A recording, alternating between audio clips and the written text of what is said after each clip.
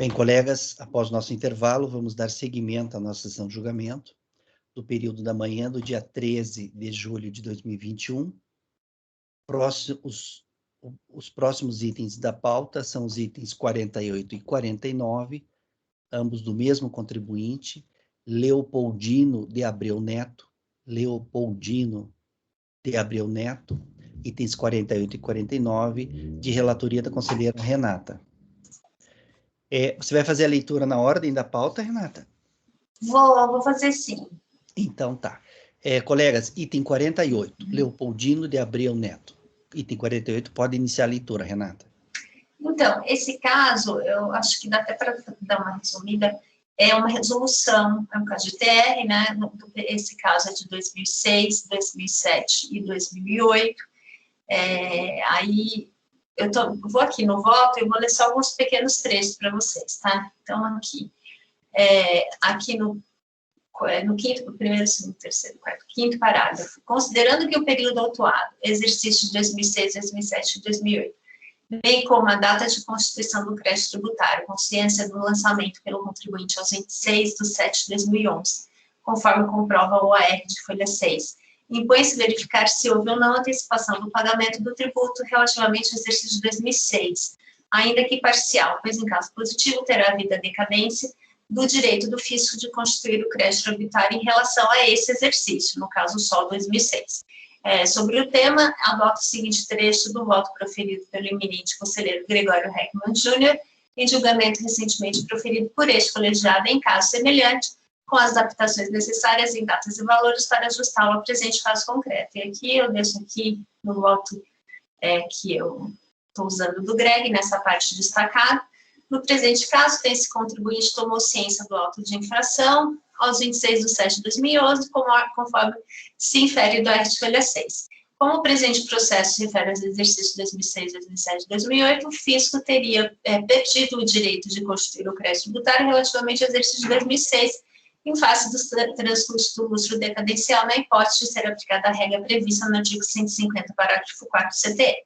Observe-se, pela sua importância, que nos termos da susdita jurisprudência do STJ, tratando-se de tributos sujeitos ao lançamento por homologação, o pagamento antecipado é a ignição hábil a atrair a regra prevista no artigo 150, parágrafo 4 do CTE, salvo por século a hipótese de dolo, fraude ou simulação. Neste contexto, à luz do princípio da verdade material, paradigma do processo administrativo fiscal, entendo ser imprescindível no caso vertente a conversão do presente julgamento em diligência para a unidade de origem, para que a unidade administrativa fiscal informe se houve, por parte do contribuinte, o efetivo pagamento do imposto devido apurado em sua DITR de 2006, trazendo aos autos, se for o caso, o respectivo comprovante, a tela do sistema.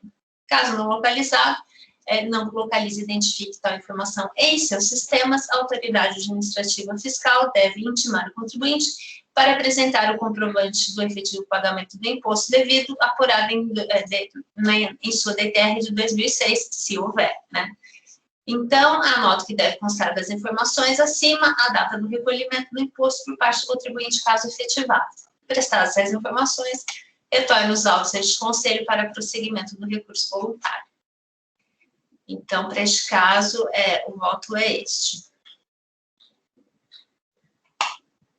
Colegas, em relação ao item 47 da pauta, 48 da pauta, a conselheira relatora está votando no sentido, está propondo a conversão de julgamento de diligência para que a Receita Federal confirme se houve pagamento antecipado em relação ao exercício de 2006, né?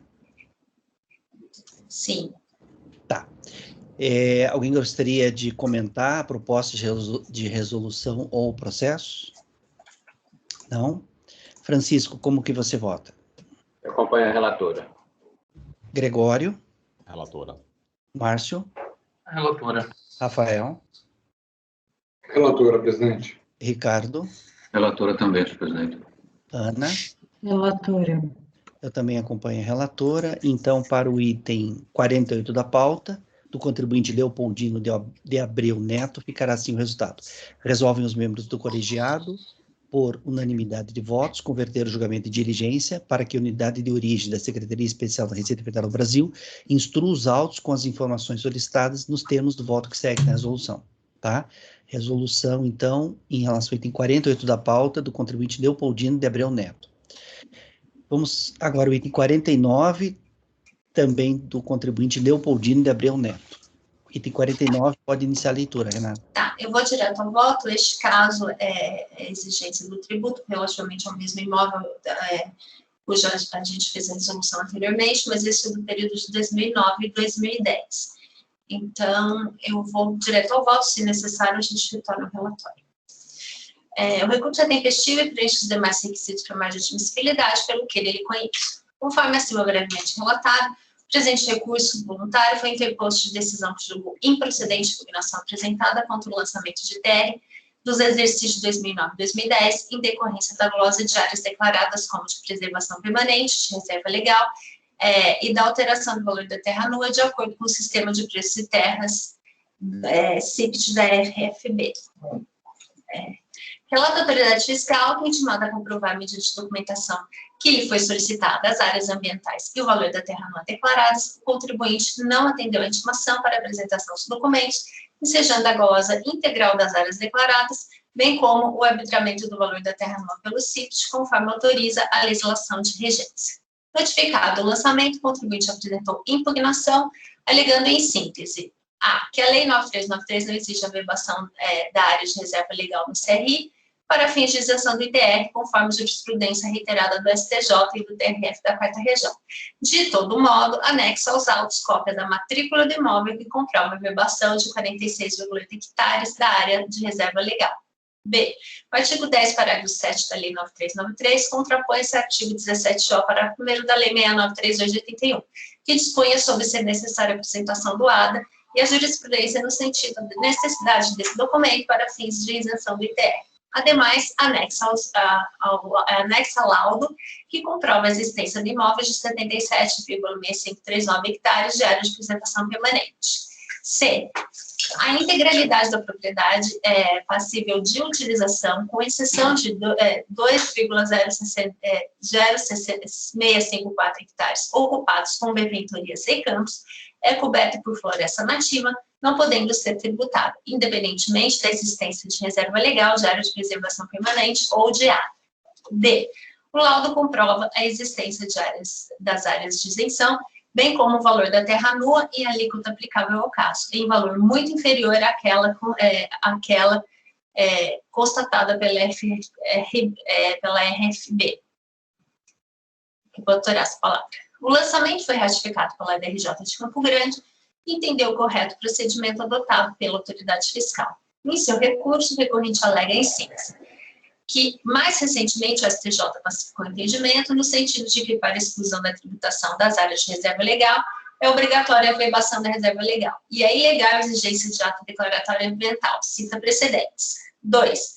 A área de reserva legal também prescinde de ADA para que seja alcançada pela isenção tributária, pois o artigo 10, parágrafo 7º da Lei Federal 9393/96, introduzido pelo MP 2166-6701, contrapõe-se ao artigo 17-O, parágrafo 1º da Lei 6938, introduzido pela Lei 10.165 de 2000, que dispunha ser necessária a apresentação de ADA, uma vez que aquele primeiro, sendo posterior e inserido em legislação especial do ITR, derrogou tacitamente este último, lex specialis derrogat generalis. E 3.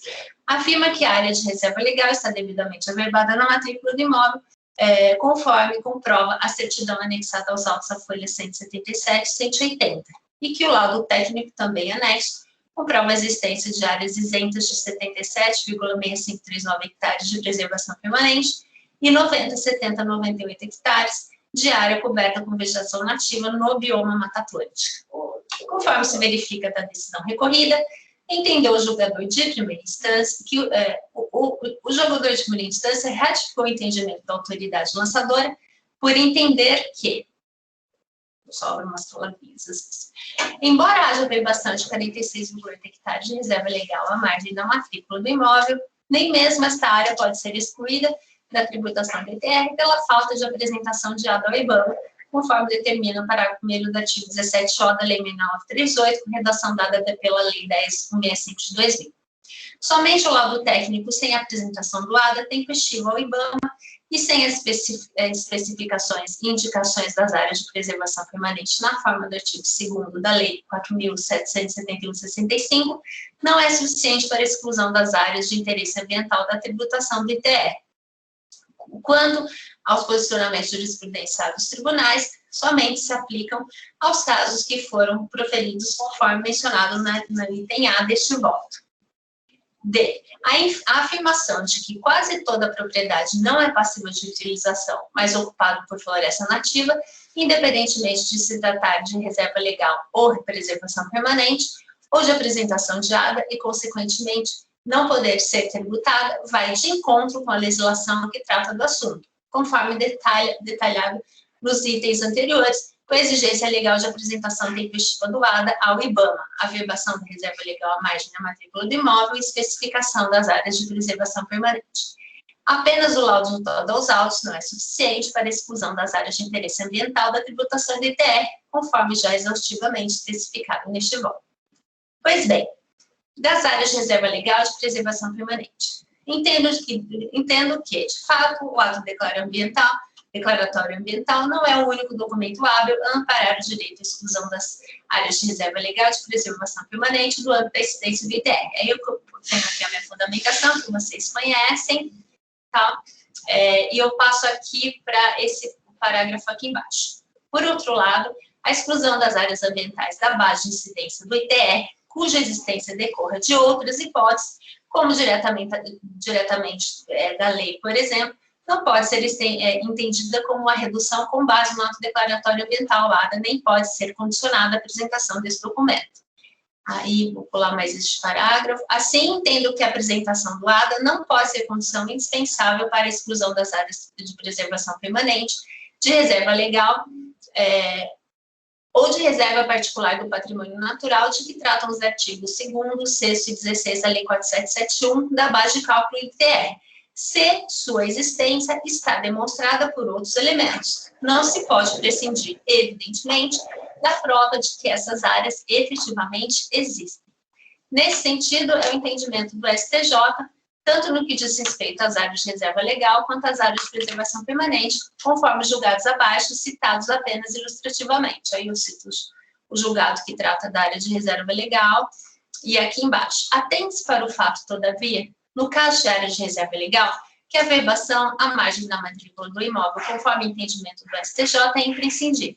Esse entendimento também é compartilhado por este Conselho, expresso no enunciado de número 122 da súmula de sua jurisprudência de história vinculante e aplicação obrigatória pelos colegiados que o compõem. No seguinte sentido, aqui eu trago o enunciado 122 do CARF. Desse modo, considerando que a cópia da certidão da matrícula do imóvel anexado à folha 177 seguintes comprova a verbação de uma área de reserva legal de 46,8 hectares, datada de 6 de outubro de 82, essa área deve ser reconhecida e excluída da base de cálculo do tributo. Já sobre as áreas de preservação permanente, aqui eu cito a decisão do STJ, que contém um julgamento praticamente maciço da jurisprudência daquele tribunal, no sentido que o ABDA não é imprescindível.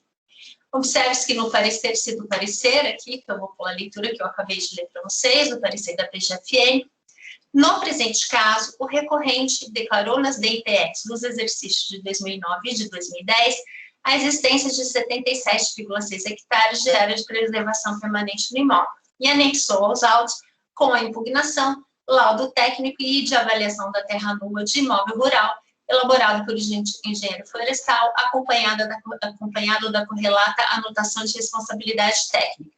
O laudo descreve a área de preservação permanente da seguinte maneira: a área do imóvel ocupado com floresta nativa é declarada como área de interesse ambiental e de preservação permanente pela legislação. O imóvel possui as áreas de conservação, onde, aí aquela descrição da área, eu vou pular, tá? Porque ele está descrevendo a área, eu vou concluir aqui embaixo. O laudo contém também uma tabela, a folha 104, que faz uma segregação das áreas ambientais, dentre elas, de 3 espécies de áreas de preservação permanente, quais sejam preservação permanente ciliar, 2, preservação permanente ciliar banhado e 3, preservação permanente ciliar campo, conforme a imagem abaixo reproduzida. Ocorre que a expressão acima mencionada não especifica áreas de preservação permanente, a sua localização de imóvel, seu enquadramento legal e o porquê de ser classificada, em um ou outro dispositivo. Trata-se de uma descrição genérica que, com todo respeito, poderia servir a qualquer imóvel que supostamente se localizasse na região de Mata Atlântica. E conforme já sendo mencionado, o ADA não é documento imprescindível para a prova da existência de áreas de reserva legal de preservação permanente, que podem ser demonstradas por outros documentos hábeis e idôneos, mas a prova da existência dessas áreas ambientais pelo contribuinte é imprescindível. Não basta alegar, é preciso provar. E essa prova não foi transferida ao fisco. Afinal, a prova do fato constitutivo do direito, como não poderia deixar de ser, continua cabendo a quem alega. O recorrente também afirma em seu recurso que a integralidade da propriedade passiva de utilização, com exceção de 2,0654 hectares ocupados com benfeitorias e campos, é coberta de floresta nativa, não podendo ser tributada independentemente da existência de reserva legal, de preservação permanente ou de área. Necessário esclarecer que Mata Atlântica, por si só, não se confunde com o APP ou com o APA, na essência da definição própria. Mata Atlântica é um bioma e cuida-se de área de interesse ambiental que veio a ser beneficiada com isenção do ITR quando considerada como vegetação primária e secundária em estágio médio ou avançado de regeneração, floresta nativa. Isso somente a partir do ano de 2007, na forma da linha E do inciso 2º do parágrafo 1º do artigo 10 da Lei 9393 de 96, uma vez que a legislação ambiental restringe a sua exploração. O regime legal da Mata Atlântica a ser preservada consta da Lei 11.428 de 2006.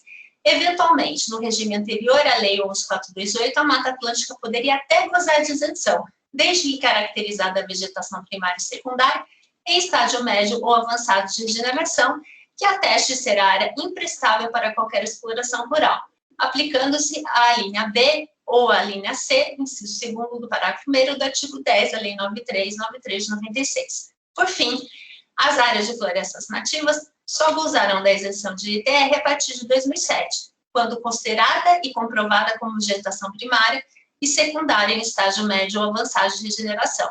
A Mata Atlântica pode gozar da isenção do ITR desde que comprovada a vegetação primária e secundária, em estágio médio, desculpe. Não, está repetido mesmo, eu estou citando. Desde que comprovada a vegetação primária e secundária em estágio médio ou avançado de regeneração, sendo atestado ser área imprestável para qualquer exploração rural.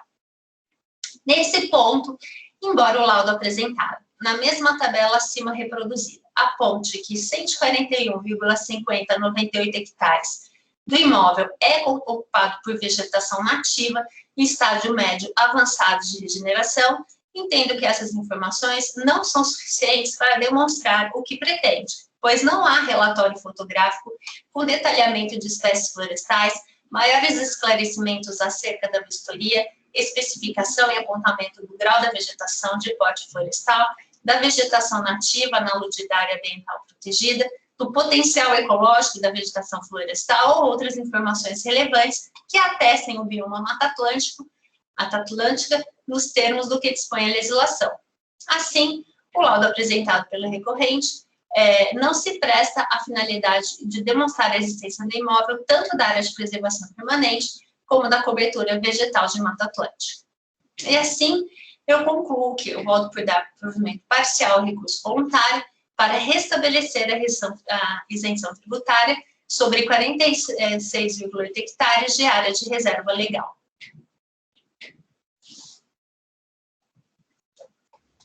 Ok, Renata. Colegas, em relação ao item 49 da pauta, a conselheira relatora está votando no sentido de dar provimento parcial ao recurso voluntário para restabelecer a a área de reserva legal de 46 hectares, 8 hectares, uma vez que é averbada na matrícula do imóvel. Inclusive a DRJ diz, né, que está averbada na matrícula do imóvel. Sim, ela só não reconhece porque ela entende que deveria haver também ADA. Perfeito. Alguém gostaria de comentar o voto da relatora ou processo? Não? Francisco, como você vota? Eu acompanho a relatora. Gregório? Relatora. Márcio? Acompanho a relatora. Rafael? Relatora. Ricardo? Relatora, senhor presidente. Ana? A relatora. Eu também acompanho. Então, para o item 49 da pauta, do contribuinte Leopoldino de Abreu Neto, ficará assim o resultado. Acordam os membros do colegiado, por unanimidade de votos, em dar provimento parcial ao recurso voluntário para restabelecer uma área de reserva legal de 46,8 hectares, uma vez que averbada na matrícula do imóvel. Repetindo, item 49, Leopoldino de Abreu Neto. Acordam os membros do colegiado, por unanimidade de votos, em dar provimento parcial ao recurso voluntário para restabelecer uma área de reserva legal de 46,8 hectares, uma vez que averbada na matrícula do imóvel. Esse foi o item 49. Próximo item da pauta é de relatoria do conselheiro Gregório. É o item 50 da pauta, da contribuinte Coraci de Melo Vanutelli. Coraci de Melo Vanutelli, item 50 da pauta. Pode iniciar a leitura, Gregório. Vou direto ao voto, presidente. Se for necessário, depois a gente retorna ao relatório. O recurso voluntário é tempestivo e atende demais requisitos de admissibilidade, deve, portanto, ser conhecido. Conforme se verifica do relatório supra, tem alguém com o microfone aberto, eu acho. Conforme se verifica do relatório supra, trata-se, presente caso, de lançamento fiscal por meio do qual a fiscalização apurou omissão de rendimentos recebidos em decorrência de ação da Justiça Federal. A contribuinte, em suas peças defensivas apresentadas, defendeu e esclareceu em síntese que é pensionista do Ministério da Fazenda, Exército Brasileiro, pensão por morte do seu ex-esposo, o senhor Antônio Vanutelli, ex-combatente da FEB. O senhor Antônio Vanutelli, em julho de 92, propôs a ação de revisão de benefícios previdenciários em face do INSS, época na qual já estava reformado por incapacidade física definitiva desde março de 80. Em julho de 98, o autor da ação veio a falecer, sem ter tido resposta da revisão dos seus vencimentos. A senhora Coraci foi declarada viúva e pensionista do ex-combatente pelo Ministério do Exército, conforme título de pensão militar. A pensão da recorrente foi declarada isenta do imposto de renda pelo decreto 3.099. Em março de 2010, foi liberado o precatório no valor bruto de 258 mil da ação aí indicada, ação esta que se refere à revisão ao benefício da Previdência Social. O órgão julgador de primeira instância, como visto, julgou procedente em parte a impugnação apresentada pela contribuinte nos seguintes termos em síntese, diz a DRJ. A decisão proferida que deu origem ao pagamento dos rendimentos em referência após o trânsito em julgado da decisão da segunda instância teve fundamento na Lei 6708 de 79, que dispôs sobre a política salarial, correção automática dos salários e outras providências. Com efeito, não se vislumbra, seja na decisão judicial, seja em seus fundamentos jurídicos, qualquer vinculação do processo judicial à pensão de ex-combatente, devido ao ex-cônjuge da impugnante. Do exposto, afasta-se a hipótese de isenção alegada pela defesa. Em face da decisão de primeira instância, a contribuinte apresentou o recurso voluntário, reiterando os termos da impugnação, destacando que o precatório no valor bruto de 258 mil da ação aí indicada, ação esta que se refere à revisão ao benefício da Previdência Social, basta um leve raciocínio para concluirmos que o montante é resultado da reforma do autor, parte integrante do INSS, e que posteriormente se transformou em pensão à sua viúva. O réu da ação é o INSS e o objeto da ação era a revisão do benefício previdenciário,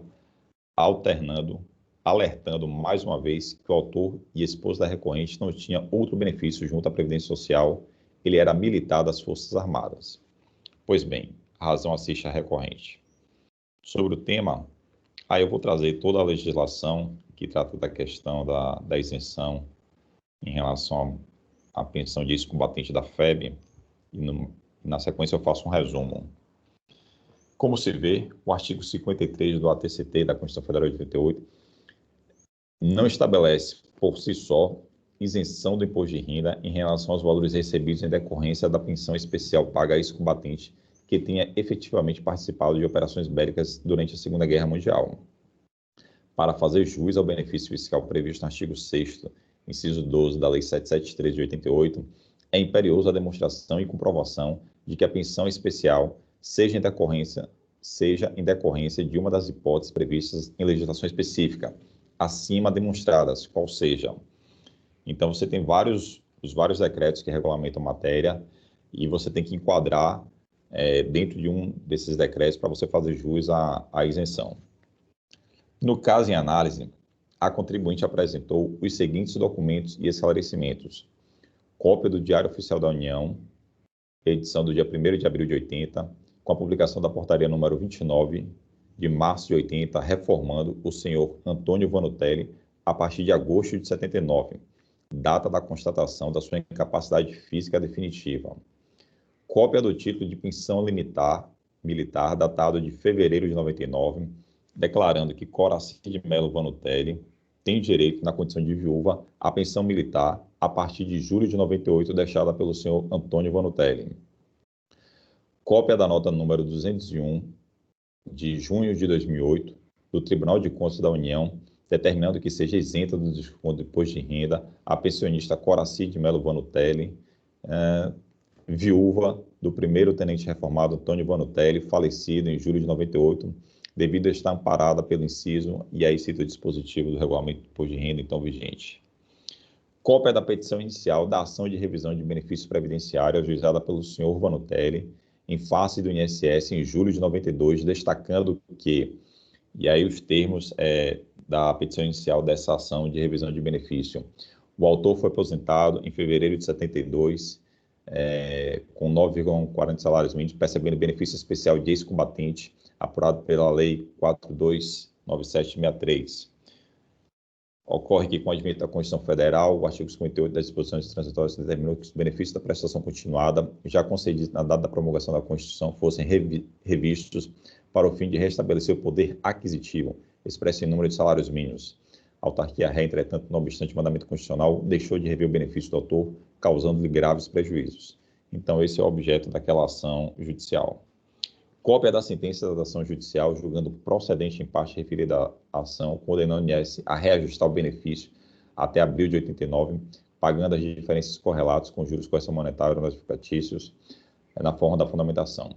Pois bem, em face dos documentos apresentados, resta incontroverso que o senhor Antônio Vanutelli era ex-combatente da FEB, tendo sido reformado a partir de agosto de 79, data da constatação da sua incapacidade física definitiva.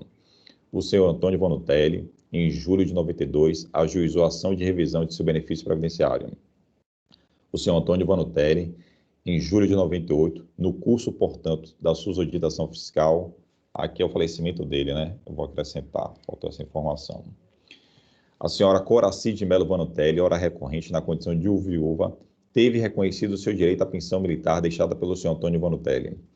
A senhora Coraci teve reconhecido o seu direito à isenção do imposto de renda nos termos do inciso 35, artigo 39 do Regulamento do Imposto de Renda 99. O INSS foi condenado, nos autos daquela ação judicial, a reajustar o benefício e pagar as diferenças correlatas. O pagamento foi, então, realizado em março de 2010.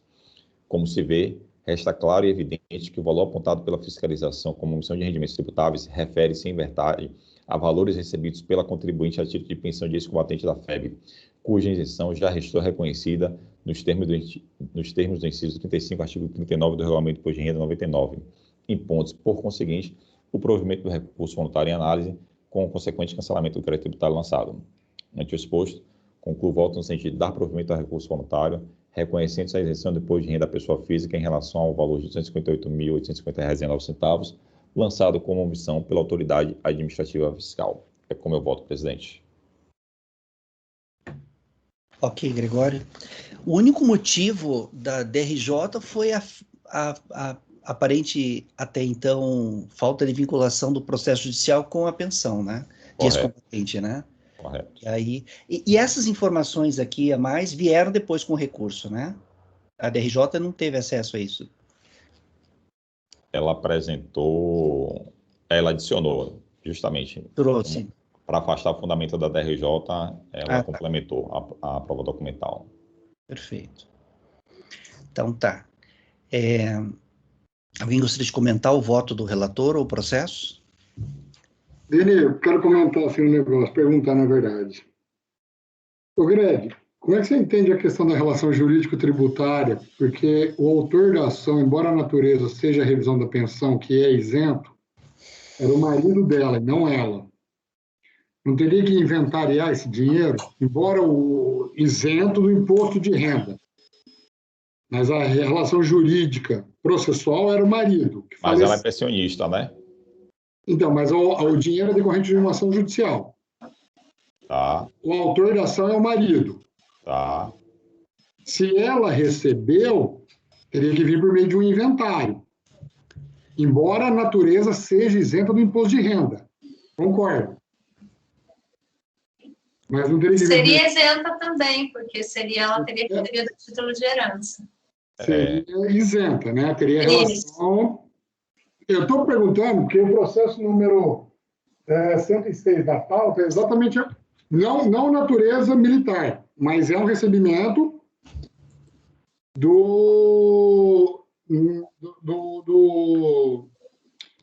uma ação movida pelo marido que faleceu e o pagamento foi feito na conta da esposa, que não era autora da ação. Eu estou te perguntando como é que você define, entende isso? Só para você ter mais experiência do que eu, vamos lá, então... Me parece que seria isento também. Teve um processo da Renata justamente assim. O meu caso, a única diferença é que realmente quando a pessoa foi requerer a isenção, ela já havia recebido a título de herança e já era um precatório, já formalizado. Inclusive, nem era uma pensão, etc. Lembra, era uma questão de uma ação movida contra o INCRA, para recebimento de indenização indireta indenização por desapropriação indireta. E a discussão era justamente essa questão do precatório, como que ele viria para o patrimônio dos herdeiros.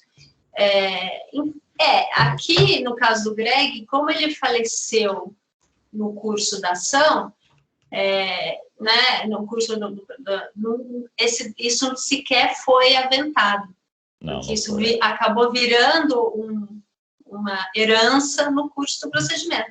Pela mesma razão, ele teria natureza isenta. Talvez ela tivesse que, ao inventariar, ter que distribuir isso com os demais herdeiros necessários, né? Ela fica com a meação e o resto para os demais herdeiros necessários. De todo modo, tá, conforme o artigo 16, aí, inciso alguma coisa do RIR, isso seria isento porque teria entrado no patrimônio a título de herança. Mas nem é objeto de discussão, dado que ele era vivo ainda, né? Acho que nem tem muito como entrar nisso, nesse momento. Beleza. Não sei. Você perguntou para o Greg e eu lambidamente já fui aqui fazer considerações. Então, o que você acha, Greg? Não, acho isso mesmo. Acho que seria isento também da mesma forma. Aqui, ela é pensionista, né? Ele era um militar reformado, e aí recebia lá os proventos dele, do Ministério do Exército, entrou com uma ação de revisão do benefício, e aí, em face do falecimento dele a recorrente acabou recebendo na condição de pensão, né? E também faz jus à isenção da mesma forma, mas se entrasse como herança, da mesma forma também. Mas aí seria uma outra discussão, uma outra fundamentação. Que nem se faz em audiência, sem mais perguntas, excelente. Então tá. Vamos para a votação. Francisco, como você vota? Eu acompanho o relator. Márcio? Acompanho o Gregório. Renata? Acompanho também. Rafael? Acompanho o relator. Ricardo? Acompanho o relator. Ana? O relator. Eu também acompanho. O decreto fala pensões e proventos, né? Fala pensões. Eu dei uma olhada aqui, pesquisei aqui na Justiça, decisões recentes da Justiça, 2018, 2015, elas todas dizem, né, que que não incide imposto de renda sobre proventos de pensão judicial percebida por viúva de ex-combatente, previsto no artigo 30 da Lei 4242/93, que é justamente a lei que prevista no decreto. Então, tá. Também acompanho. Então, para o item 50 da pauta, da contribuinte Coraci de Melo Vatunelli, item 50 da pauta, ficará sem resultado. Acordam os membros do colegiado, por unanimidade de votos, em dar provimento ao recurso voluntário. Item 50, Coraci de Melo Vatunelli, acordam os membros do colegiado, por unanimidade de votos, em dar provimento ao recurso voluntário. Vamos agora ao item 51 da pauta, também de relatoria do conselheiro Gregório. O item 51 é do contribuinte Clóvis Amaral. Item 51, Clóvis Amaral. Pode iniciar a leitura, Gregório. Indo direto ao voto, presidente, o recurso voluntário é tempestivo, entretanto, dele conheço em parte pelas razões a seguir expostas. O recorrente, em sua peça recursal, traz fundamentação e argumentação não da 207 de impugnação. De fato, analisando as teses defensivas da 207 de recurso voluntário, com aquelas apresentadas em sede de impugnação, verifica-se que o recorrente inovou suas razões de defesa neste momento processual, no que tange especificamente a alegação de que não houve, em relação à infração de omissão de rendimentos recebidos a título de resgate de contribuições à Previdência Privada, a compensação do imposto de renda retido na fonte, no valor de R$ 824,00. O inciso 3 do artigo 16 do Decreto 7235, norma que regula o processo administrativo fiscal em âmbito federal, é expresso no sentido de que, a menos que se destine a contrapor razões trazidas na decisão recorrida, os motivos de fato de direito em que se fundamentam os pontos de discordância e as razões e provas que possuir o contribuinte devem ser apresentados na impugnação. No caso em análise, não há qualquer registro na peça impugnatória da matéria em destaque suscitado no recurso voluntário, razão pela qual não se conhece de tal argumento. Então, da lide. Conforme exposto no relatório supra, trata-se do presente caso de notificação de lançamento com vistas de débito do imposto de renda da pessoa física em decorrência da constatação pela fiscalização das seguintes infrações. E aí foram diversas infrações, né? Omissão de rendimentos recebidos a título de resgate de contribuições da Previdência Privada, omissão de rendimentos recebidos de pessoas físicas, aluguéis, dedução indevida de despesa médica e compensação indevida de carne e leão. O contribuinte, conforme expressamente constatado pela DRJ, não se pronunciou sobre a omissão de rendimentos recebidos a título de resgate de contribuições à Previdência Privada, tendo ainda admitido que se equivocou ao declarar que pagou os valores relativos ao carne-leão, reconhecendo que não realizou os devidos pagamentos. Dessa forma, está em litígio a omissão de rendimentos recebidos de aluguéis e a dedução indevida de despesa médica. Passemos então à análise de cada uma das matérias em questão. Em relação à omissão de rendimentos de aluguéis. Conforme exposto, linhas acima, a fiscalização apurou a omissão de rendimentos recebidos de pessoas físicas aluguéis no valor de R$ 97.705. O recorrente defende que os rendimentos são relativos a aluguel de pasto e que tributou 50% em sua declaração e os outros 50% foram declarados na declaração de sua esposa. Sobre o tema, a DRJ destacou e concluiu que a DRJ traz a legislação de regência da matéria e, ao final, conclui que, pela leitura do dispositivo legal acima transcrito, verifica-se que a regra geral de tributação para os rendimentos próprios é de 100% e os produzidos pelos bens comuns é 50% em nome de cada um dos cônjuges. No caso, verifica-se que o contribuinte não fez prova por meio de demonstração do regime de casamento ou outros documentos que indique a propriedade conjunta dos bens.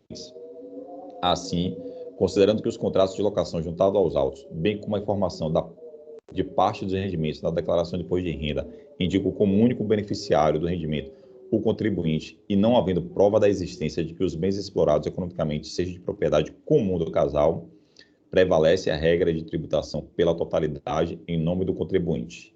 Essa foi a conclusão da DRJ. Como se vê, o órgão julgador de primeira instância manteve incólume o lançamento fiscal neste particular, sob o argumento de que o contribuinte não logrou demonstrar a propriedade conjunta dos bens, o que daria ensejo à tributação na proporção de 50% nos termos do inciso 2, artigo 6 do Regulamento de Imposto de Renda de 99. Registro pela sua importância que, em sede de impugnação, o contribuinte apresentou tanto a sua declaração de imposto de renda quanto a declaração da sua esposa, ambas referentes ao ano calendário de 2008, nas quais cada cônjuge declarou rendimentos tributáveis recebidos de pessoa física na ordem de R$ 91.553,90 reais.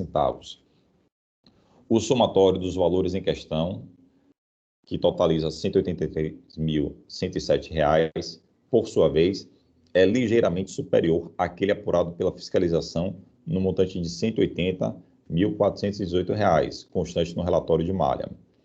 Tais constatações, por si próprias, já seriam bastante o suficiente para dar provimento ao recurso voluntário do contribuinte neste particular, uma vez que, no entendimento deste relator, resta claro e evidente que o notificado declarou os rendimentos em questão na proporção de 50% na sua declaração, estando os outros 50% declarados na declaração de sua esposa.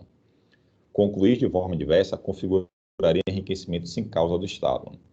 Ocorre que, com vistas a afastar os fundamentos do órgão julgador de primeira instância, no sentido de que não restou demonstrada a propriedade comum dos bens, o contribuinte trouxe aos autos, junto com o recurso voluntário apresentado, certidão quinzenária do cartório de registro de imóveis referente ao imóvel objeto dos contratos de arrendamento rural, demonstrando que referido bem se trata, de fato, de propriedade do recorrente e da sua esposa.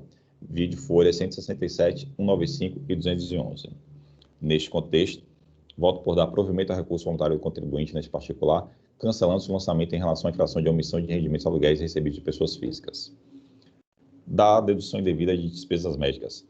Com relação à glosa de despesas médicas deduzidas pelo contribuinte em sua declaração de ajuste anual, a fiscalização informou, na descrição dos fatos, que o contribuinte regularmente intimado não apresentou nenhum comprovante de despesa médica. Dessa forma, foram glosados os seguintes valores. E aí é uma glosa de valor referente ao plano de saúde Golden Cross. O contribuinte, na impugnação apresentada, defende que se tratam de valores referentes ao seu plano de saúde de sua esposa, pagos para a seguradora Golden Cross. Anexa, naquela oportunidade, o demonstrativo de mensalidades pagas. Sobre o tema, a DRJ, sobre a matéria em questão, destacou e concluiu que o comprovante que relaciona os valores pagos à Golden Cross não especifica quanto se refere a cada um dos beneficiários, de maneira que não se pode identificar com precisão qual o valor dedutível que pode ser aceito relativamente ao contribuinte e qual deve permanecer glosado por se referir às despesas relativas à esposa do notificado. E sem saber qual valor se refere a cada um dos usuários, não há como acatar a dedutibilidade de despesas, devendo ser mantida a glosa sobre o valor integral, pelo menos até que se comprove documentalmente qual valor se refere à esposa no referido plano. Como se vê, o órgão julgador de primeira instância manteve integralmente a glosa perpetrada pela fiscalização ante a ausência de demonstração do valor correspondente a cada um dos usuários do plano de saúde. Neste particular, o contribuinte, em sede de recurso voluntário, apresenta novo demonstrativo de mensalidades pagas emitidos pela Golden Cross com os valores referentes apenas ao titular, Sr. Clóvis Amoral, é a folha 143 dos autos. Neste aspecto, impõe-se o provimento do recurso voluntário neste particular, reconhecendo o direito do contribuinte à dedução das despesas médicas no valor de R$ 16.883, conforme demonstrativo da seguradora do plano de saúde. Ante o exposto, concluo o voto no sentido de conhecer em parte do recurso voluntário, não se conhecendo da alegação da falta de compensação do imposto de renda retido na fonte no valor de R$ 824,59 e, na parte conhecida do recurso, dar-lhe provimento, cancelando-se o lançamento em relação à infração de omissão de rendimentos recebidos de pessoas físicas e restabelecendo a dedução de despesas médicas no valor de R$ 16.883, conforme demonstrativo da seguradora do plano de saúde de folha 143. É como eu voto, presidente.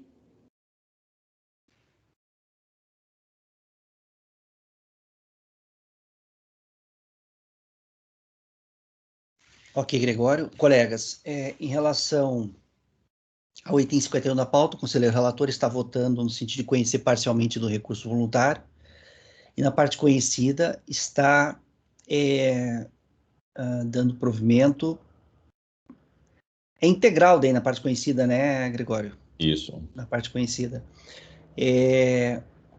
Provimento integral na parte conhecida para cancelar omissão de rendimentos de aluguéis e para restabelecer a dedução de despesas médicas no valor de R$ 16.000. 16.853. Uma dúvida para o Gregório, se é integral na parte conhecida, Greg, e se foi glosado a despesa médica com plano de saúde porque ele arcava com o dele e com o da esposa, pelo que eu entendi, e agora ele apresentou apenas o dele, não seria provimento parcial da despesa médica? Não, porque no recurso ele pede para que seja restabelecido justamente essa diferença que é dele, né? Ele não pediu para A ser. diferença, mas está só Isso. restabelecendo a diferença. Ou só restabelecendo a diferença dele. Perfeito. Por isso que o Gregório, inclusive, especifica na conclusão o valor, né, Gregório? Então, tá. Mais alguém gostaria de fazer algum comentário? Não? Francisco, como você vota?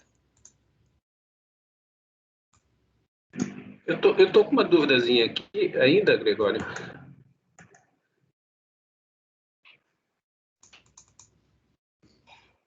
Tá aqui, o rendimento omitido, dedução indevida, porque eu acho que é mais ou menos o que o Márcio colocou, dedução indevida de despesas médicas no valor de 33 mil.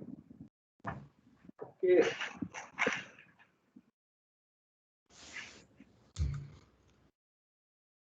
Aqui são 33.794. Ele deve ter deduzido integralmente? Ele deduziu integralmente, aí apresentou... Pois é. Apresentou o extrato de mensalidades pagas emitidos pela Golden Cross em primeira instância, só que esse documento não segregava o que era a parte dele, o que era a parte da esposa. A esposa não é dependente dele na declaração, então ele não poderia deduzir aqui a parte da esposa. A DRJ julga nesse sentido e mantém integralmente a glosa perpetrada pela fiscalização. E aí, em sede de recurso, ele traz então um novo demonstrativo emitido pela Golden Cross, segregando justamente a parte dele, e por isso eu estou dando provimento.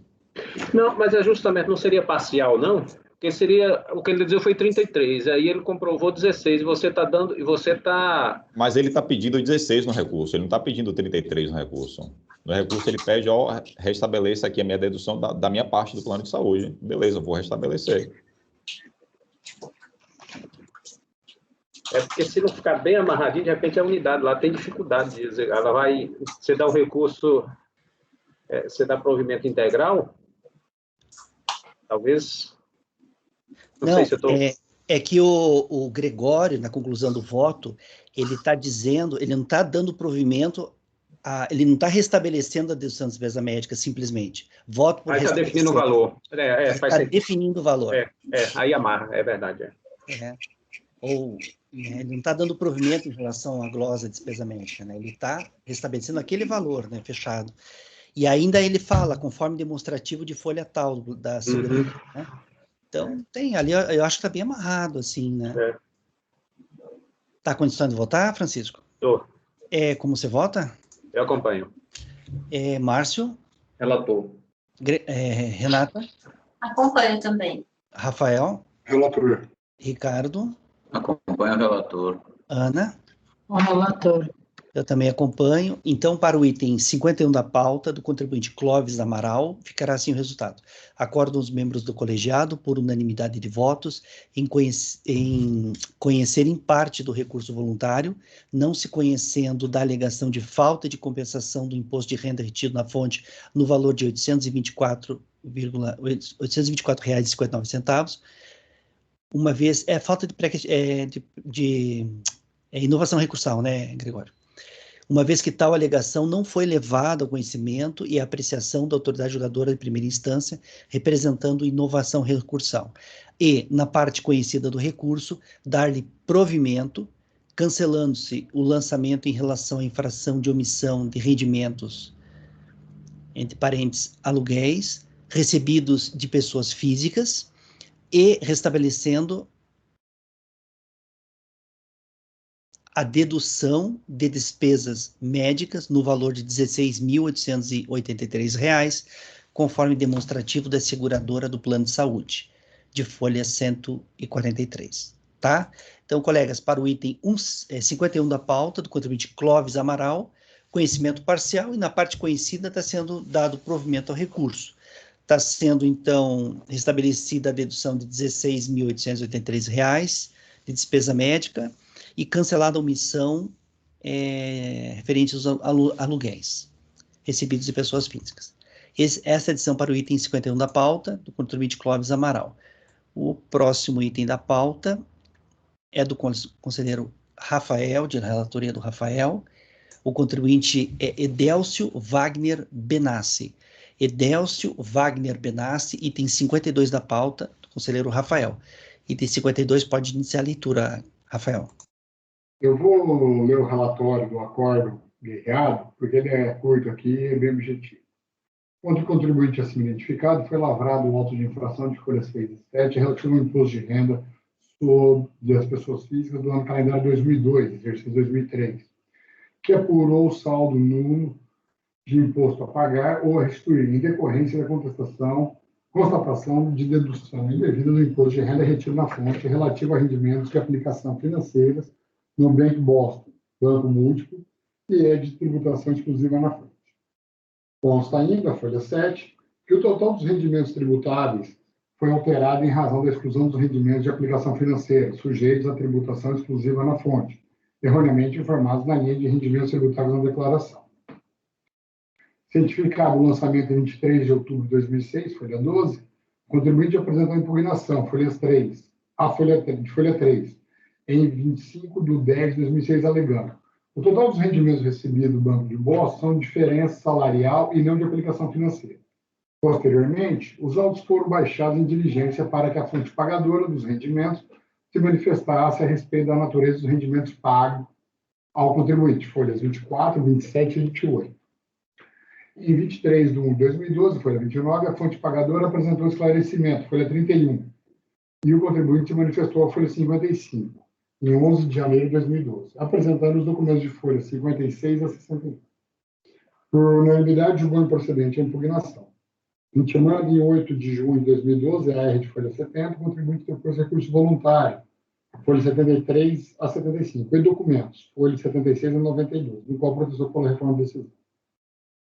O recurso voluntário é tempestivo e atende os demais requisitos de admissibilidade, assim dele eu conheço. Sobre os documentos apresentados pelo 76 e 92, tomo conhecimento deles. Do mérito. Deu-se o lançamento em razão da glosa do imposto de renda retido da fonte em relação ao ano calendário 2002, no valor de R$ 13.647,94.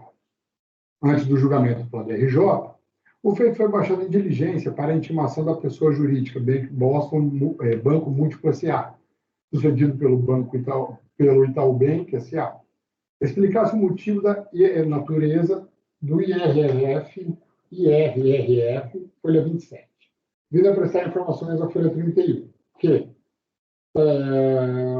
vem por seu representante legal, em atendimento ao termo de intimação, esclarecer os rendimentos informados na DIF do ano 2002, documento 3, para o beneficiário Edélcio, CPF tal, são decorrentes de aplicação financeira de renda fixa, e apresentou o extrato folha 53. Por sua vez, restou o entendimento do acordo guerreado. Versos autos sobre a compensação indevida do imposto de renda retido na fonte no valor de R$ 13.674,94.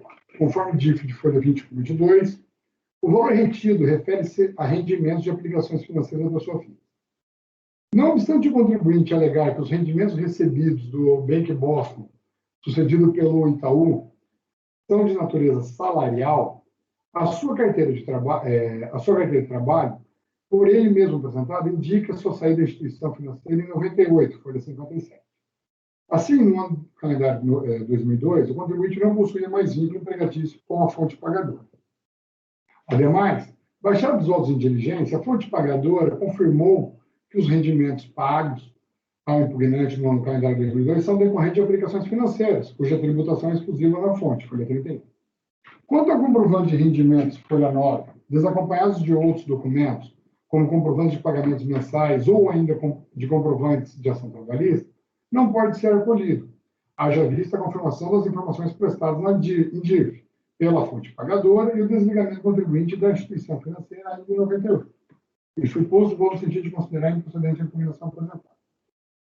Todavia, com o recurso voluntário, o contribuinte apresentou à DARF que o próprio banco pagou em 7 de agosto de 2002, no valor de R$ 13.647,94, mesmo valor da glosa. Nessa mencionada DARF, consta a referência ao processo trabalhista 0282/99, 75ª Vara do Trabalho de São Paulo, com o código 8045. Esse mencionado código, segundo consulta no sítio da Receita Federal, é decorrente da comissão de corretagem para as pessoas jurídicas. Neste caso, veja que ocorreu o erro quanto à especificação do código da Receita, o que gerou o desencontro de informação, inclusive a mencionada diligência, que, com o retorno do banco, informou erroneamente a natureza, baseada no erro constante na DARF. Confirma-se tal situação ao analisar a declaração de imposto de renda retido na fonte, a DIRF, folhas 21 e 22, no qual consta exatamente o pagamento do valor da glosa, em agosto de 2002, mesma competência do pagamento da ação trabalhista. Por fim, acrescenta-se que, ao analisar a declaração de imposto de renda, folhas 16 e 19, sequer contribuinte possuía ativos financeiros para gerar tal retenção na fonte. Assim, volta no sentido de provimento ao recurso voluntário para afastar a glosa do imposto de renda retido na fonte. Conclusão. Passo exposto, volta no sentido de provimento ao recurso voluntário para afastar a glosa do imposto de renda retido na fonte. É como eu voto. Em síntese, houve uma confusão. O banco, quando pagou a trabalhista e fez a retenção do imposto de renda, colocou o código errado, colocou o código de aplicações financeiras, e não da ação trabalhista. Por isso que gerou toda a confusão. Dene, eu sou o primeiro que, quando olho coincidência de centavos, eu sou o primeiro a dizer que também concordar com o erro. Mas não seria uma boa ideia converter em diligência apenas para ratificar isso pela unidade preparadora? Eu ia propor isso. Eu digo assim, eu concordo, eu acho que é, mas só para ter certeza. Porque aí você tem uma informação da instituição financeira dizendo que é uma coisa. E aí você tem um DARF dizendo que é outra, da mesma instituição, né? Eu acho melhor também. Eu tenho 99% de certeza de que vai confirmar o que o Rafael julgou. Mas, né? Então, fica com o excesso da cautela. E esse zelo eu só estou aprendendo com o meu amigo Gregório aqui da turma, viu? Não há outro mais zeloso do que ele aqui. Então, nesse sentido, eu estou só absorvendo algumas qualidades de outros. Então, eu estou antecipando aqui o Francisco, né? Já que o Francisco que vai encabeçar a primeira volta, eu acho que ele também vai propor nesse sentido. Eu queria julgar essa conversão de diligência. Então, pode ser uma proposta do Francisco, então, Francisco, pode ser? Pode sim. Colegas, o Francisco está propondo, então, a conversão do julgamento de diligência. Vamos votar, então, essa proposta de conversão do julgamento de diligência.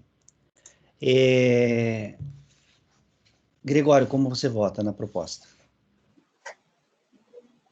Eu já teria condições de votar, naturalmente, mas eu acompanho a proposta. Ok. Márcio? Eu acompanho.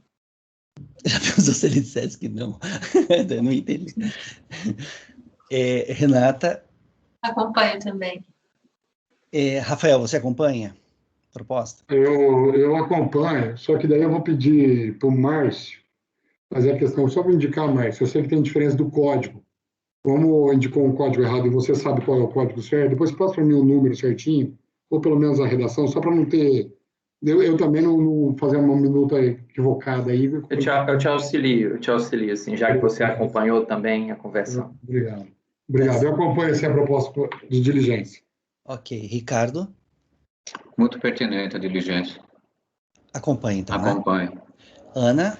Acompanho. Então, para o item 52 da pauta... Só para especificar e para ver se o Francisco bate também, já que ele propôs, né, oficialmente, para intimar só para a unidade preparadora identificar, confirmar se houve de fato o erro, intimando a instituição financeira a confirmar a ocorrência desse erro. Eu acho que é isso, né, Francisco? Já que a instituição financeira aqui deu 2 documentos diferentes, né? É necessário que seja intimada a instituição financeira para esse pertinente. Ok. E eu vou colocar no dispositivo também que o resultado de diligência seja informado, cientificado ao contribuinte, né? Para que se manifeste, se for do interesse. Então, colegas, para o item 52 da pauta, do contribuinte Edélcio Wagner Benassi, ficará assim o resultado. Resolvem os membros do colegiado, por unanimidade de votos, converter o julgamento em diligência para que a unidade de origem da Secretaria Especial da Receita Federal do Brasil preste as informações solicitadas nos termos do voto que segue na resolução, consolidando o resultado da diligência de forma conclusiva, informação fiscal que deverá ser cientificada ao contribuinte para que, a seu critério, apresente manifestação em 30 dias. Tá? Então, resolução para que a unidade de origem preste as informações solicitadas. Consciência ao contribuinte do resultado de diligência. Essa é a decisão para o item 52 da pauta, do contribuinte Edélcio Wagner Benassi. Vamos agora ao próximo item da pauta, que é o item 53, do contribuinte Donato Aparecido Aquino. Donato Aparecido Aquino, item 53, também de relatoria do conselheiro Rafael. Pode iniciar a leitura, Rafael.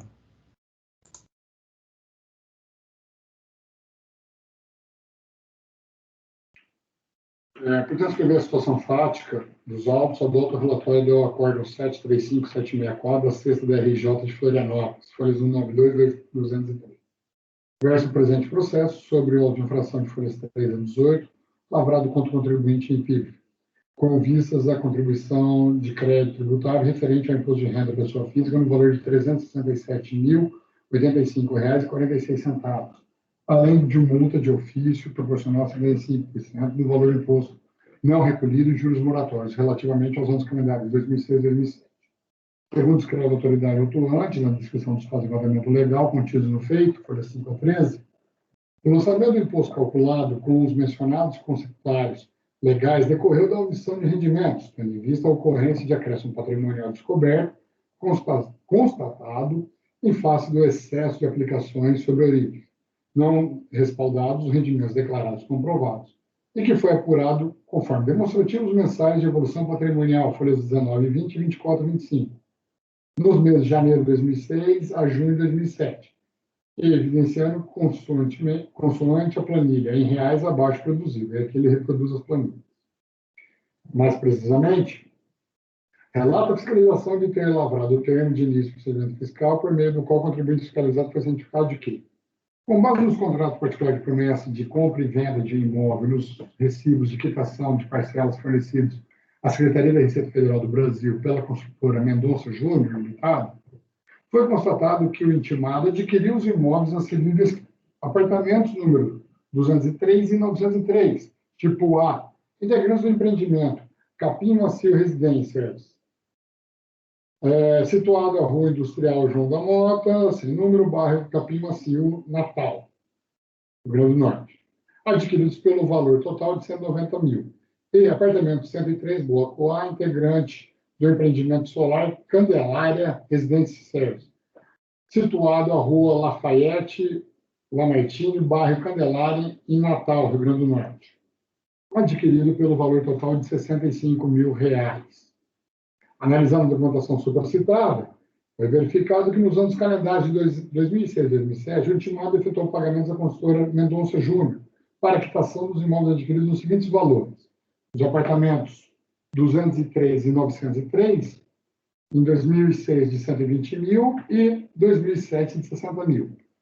Quanto ao apartamento 103, do outro prédio, 25 mil, no total de 145 mil em 2006 e 60 mil em 2007.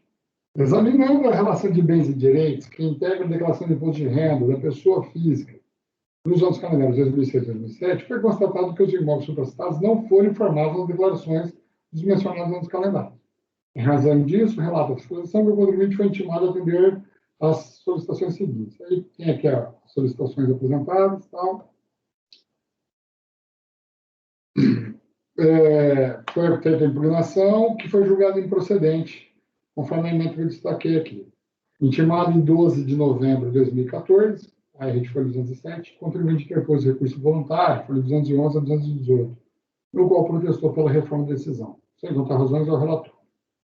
O recurso voluntário foi 140 a 143 é tempestivo e atende os demais requisitos de admissibilidade. Deve, portanto, ser conhecido. Aí eu entro no mérito da questão do acréscimo patrimonial descoberto na legislação. Feitas as considerações legais, ao analisar o recurso voluntário, tem-se que o contribuinte não atacou este método, limitando-se a adequar as razões da impugnação, de folha 65 a 170, a fazer recursal. Razão pela qual, em vista do disposto no parágrafo 3º do artigo 57 do anexo 2 do RICARF, estão as conclusões alcançadas pelo órgão julgador de primeira instância, em consideração aquelas perfilhadas por esse relator, não tendo sido apresentadas novas razões de defesa ou novos documentos perante a segunda instância administrativa, adota os fundamentos da decisão recorrida. Vocês têm interesse que eu leia a decisão aqui nessa questão ou não? Por mim não precisa, eu estou com ela na frente aqui, já estou passando os olhos nela. Também sobre a questão da incidência de juros, de mora sobre a multa aqui, destaca no site Súmula CAERF 108, trago decisões aqui desse conselho. Eu faço exposto, voto no sentido de negar provimento ao recurso voluntário. É como eu voto.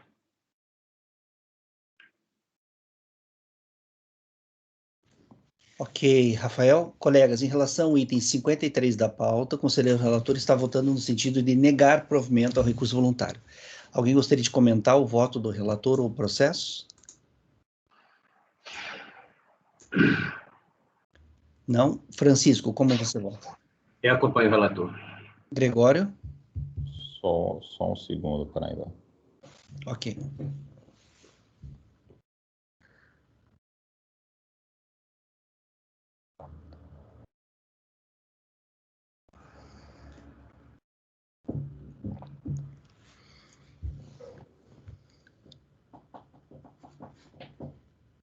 Tá, acompanho. Ok, Márcio? Eu acompanho. Renata? Acompanho. Ricardo? Acompanho o relator. Ana? Eu acompanho. Eu também acompanho o relator. Então,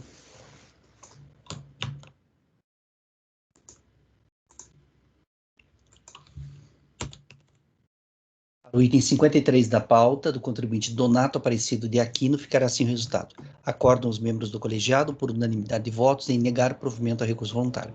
Repetindo, item 53, Donato Aparecido de Aquino, acordam os membros do colegiado, por unanimidade de votos, em negar o provimento ao recurso voluntário.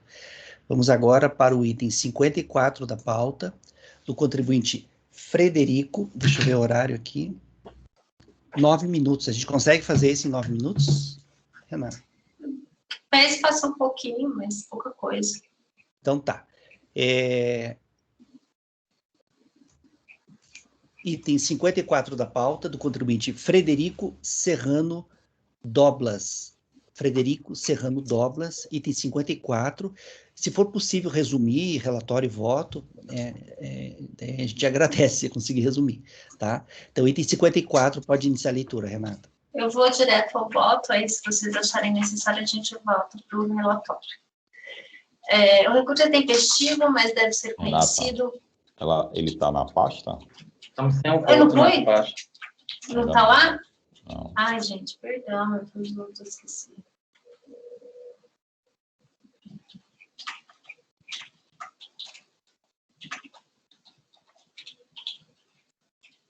Eu vou pôr os da tarde também, depois, na hora do almoço.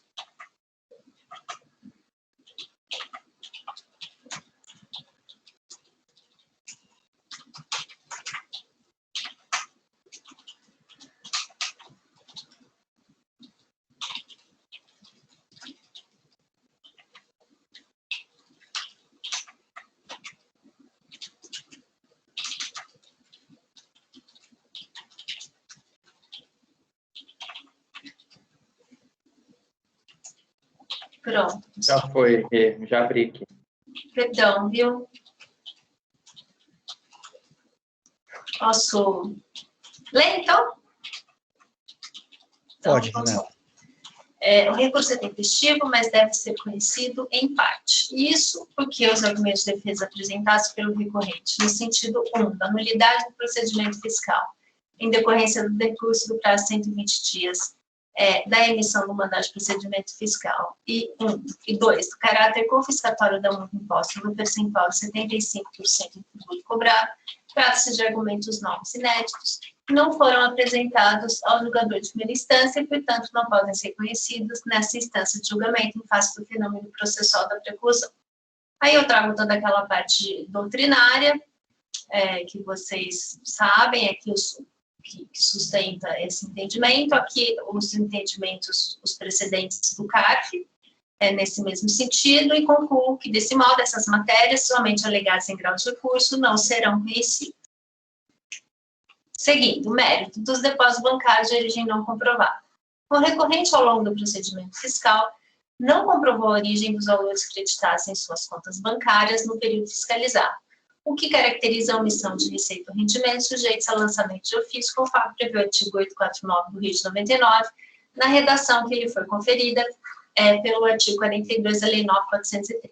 Segundo o relato da autoridade fiscal no TVF, o fiscalizado intimado aos 2/9 de 2009, reintimado aos 9/11 de 2009, a comprovar, através de documento hábil e idôneo, a totalidade da origem dos recursos havidos em suas contas bancárias, que manteve junto às instituições financeiras nos anos calendários de 2006, não cumpriu demonstrá-lo, deixando de comprovar a origem dos valores creditados em suas contas bancárias. Por derradeira e imatimes do termo de intimação fiscal, aos 25/11 de 2009, mais nada foi apresentado. Restou a essa fiscalização considerar os créditos encontrados em suas contas bancárias como omissão de rendimentos e sujeitos, portanto, ao lançamento de ofício. E aqui ele põe o quadro. Conforme se verifica do relato da autoridade fiscal, bem como dos documentos que instruem os autos, o recorrente, diversas vezes intimado, não comprovou a origem dos recursos depositados em suas contas bancárias. A respeito dele, alega em seu recurso que apenas transitaram em suas contas bancárias, uma vez que se trata de valores de propriedade da empresa Casablanca Embalagens, da qual era sócio. Reconhece ter sido imprudente ao utilizar sua conta pessoal nessas operações, mas afirma que os status bancários apresentados demonstram nitidamente que não houve utilização de tais recursos em proveito próprio, que foram devolvidos à atividade da empresa, sejam ela própria ou para a compra de matéria-prima. Não tem razão, no entanto. Com efeito, como bem observou o julgador de primeira instância, no levantamento efetuado a partir dos expressivos valores de depósitos bancários depositados nas contas correntes do contribuinte mantidos junto aos bancos Nossa Caixa S.A., Itaú Bank S.A. e Banco Safra S.A., detalhados nas planilhas de resumo mensal dos créditos bancários e resumo dos depósitos mês a mês de folhas 253 e 275 dos autos, foram apontados todos os depósitos bancários sem qualquer tipo de comprovação documental pelo notificado. É dizer, quanto a esses valores, cujas origens não foram comprovadas, diversamente do que afirma o recorrente, não há nada nos extratos bancários que demonstre nitidamente que não houve utilização desse recurso em proveito próprio, mas sim que teriam sido devolvidos à empresa Casablanca Embalagens, seu suposto e real proprietário. Desse modo, na ausência de comprovação por parte do sujeito passivo da origem dos recursos depositados em suas contas correntes, a lei presume a omissão de rendimento. E aqui eu trago o artigo 42, aquela parte doutrinária, tal. Enfim, aqui no fim, na página 9, a não comprovação da origem dos recursos tem como consequência a sua caracterização como receitas ou rendimentos omitidos por conta da incidência da presunção inserida por essa norma, artigo 42, no artigo 849 da Rede 99. Isso não quer dizer que, de acordo com a regra legal, os depósitos bancários por si só se caracterizam em disponibilidade de rendimentos, mas sim os depósitos cujas origens não foram comprovadas em processo regular de fiscalização. Dito de outro modo, o sujeito passivo pode comprovar que o depósito bancário é decorrente de transações comerciais, de transferências entre contas de mesma titularidade, ou que apenas transitarem em sua conta corrente por serem de propriedade de terceiro, por exemplo, tal como alega o recorrente.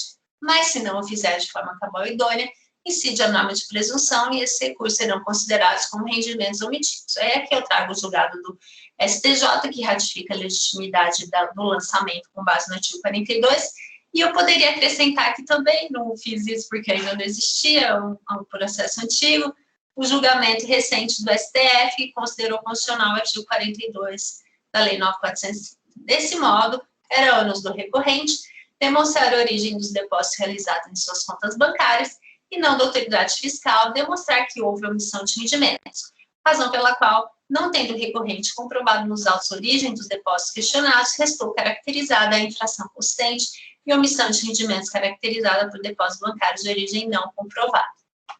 Assim, eu concluo que, diante do exposto, voto no sentido de conhecer parcialmente do recurso voluntário para, na parte conhecida, negar-lhe provimento. Renata, posso fazer um parêntese? Sim. Seu voto está lindo, mas você apreciou a súmula 61? Porque vendo pela tabela de depósitos bancários que você trouxe, A dos 12 mil? Ele movimenta no Banco Itaú valores inferiores a 12 mil, cuja soma não totaliza 80 mil. Essa tabela que eu transcrevi? Uhum. Eu não abri teu processo, eu estou me fiando apenas nessa tabela. Então, todos os movimentos do Banco Itaú, a meu ver, eles deveriam ser excluídos. Sempre repito isso, a aplicação da súmula 61, ela não é favor, ela é uma decorrência da lei, ela é uma decorrência do parágrafo 3º, inciso 2º, do artigo 42, alterado pela Lei 9.481, que quer dizer que, para a pessoa física, esses rendimentos não são omissão de rendimentos. E talvez eu te sugeriria se você reconhecesse de ofício. Sim, aplicar a exclusão desses depósitos bancários de origem não comprovada nos termos da súmula 61. Como eu de praxe faço, a maioria da turma acompanha. Nesse período, eu vou pedir uma vista de mesa, porque nesse período o somatório já era 80 mil ou era 12? Deixa eu confirmar para ti. Porque se for 12... A lei é de 97, a lei 9.481 é de 97. Mas ela vai alterando os valores. Ela começou com 12 mil e depois ela foi alterada para 80. Teria que bater isso.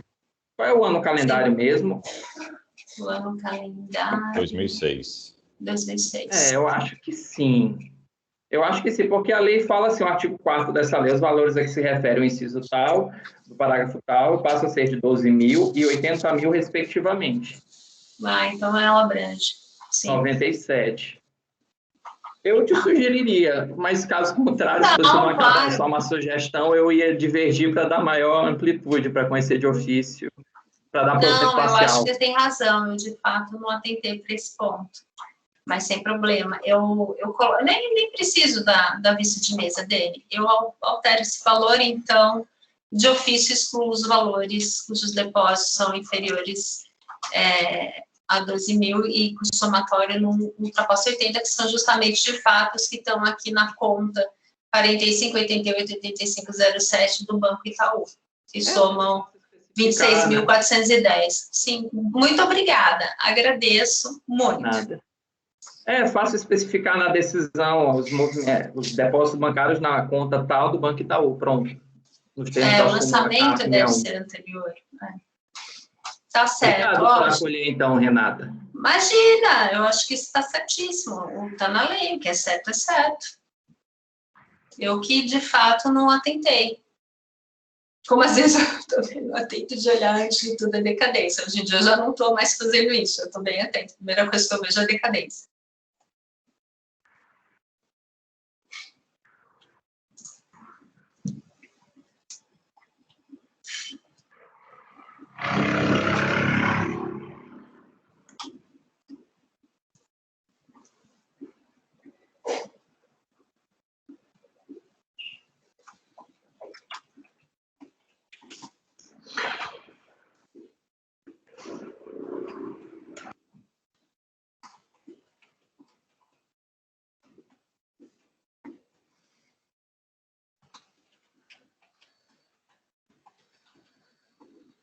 Edene, eu vou pedir para tirar o processo em vista de mesa.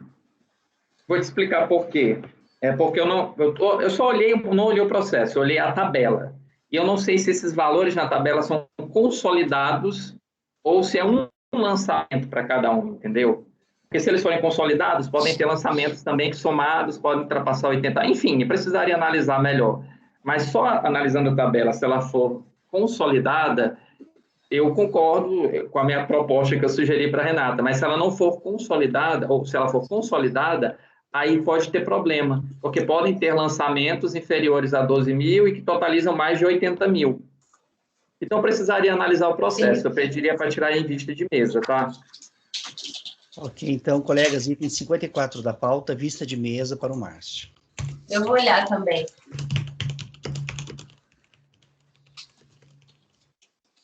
Vista do Márcio para a Renata. Sim. Ok? Colegas, 13 horas e 4 minutos. Vamos fazer o intervalo do almoço agora e retornamos daqui 1 hora e 15, mais ou menos, tá bom? Rafael e Ana podem encerrar a gravação.